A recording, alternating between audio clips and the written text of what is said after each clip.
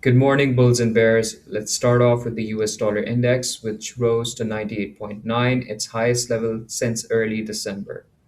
This has been supported by resilient economic data and stable Fed expectations. While jobless claims edged higher, job cuts fell to their lowest level since July, which in turn highlights the easing of recession concerns. At the same time, the US trade deficit narrowed sharply to the lowest level since 2009, driven by weaker imports and record exports.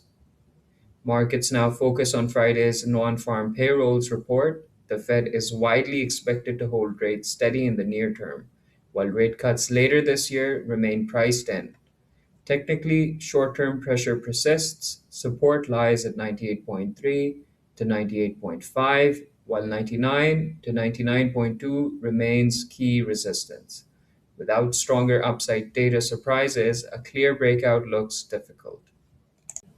Crude oil rebounded more than 3.5% to above $58.3 per barrel, supported by a surprise 3.8 million barrel draw in U.S. inventories and renewed uncertainty over Venezuelan oil shipments. While global supply remains ample, tighter near term U.S. balances helped lift prices. However, rising fuel inventories and higher Cushing stocks limited upside follow through. Technically, short term momentum has improved, with 10 and 20-day moving averages crossing higher. Resistance is seen at $58.7, followed by $60. As long as price holds above 55.14, the short term bias remains cautiously bullish. Spot gold is consolidating near $4,470 per ounce after recent record highs. The pullback reflects profit taking rather than a trend reversal. Weaker US labor data continues to support expectations for Fed easing, with markets pricing around 60 basis points of cuts this year.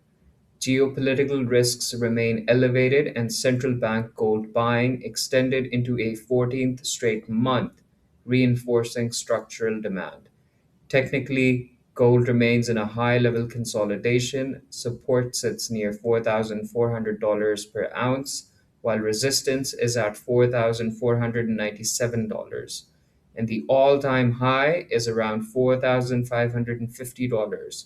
Any pullback toward $4,380 would likely remain corrective within a broader uptrend. When considering the Australian dollar against the US dollar, we can clearly see it has slipped towards the 0.67 after Australia's trade surplus narrowed and exports declined. Inflation continues to ease but remains above target, leaving the RBA outlook uncertain ahead of the quarterly CPI report. Technically, the pair remains in an ascending channel, though momentum has softened. Resistance is seen at 0.6766 and 0.68, while support lies at 0.668, followed by 0.665 up until 0.6659. A break below could expose 0.6614. That's the market overview for today. Keep an eye on upcoming US NFP as it'll be a key driver going forward. Thanks for watching today's market update.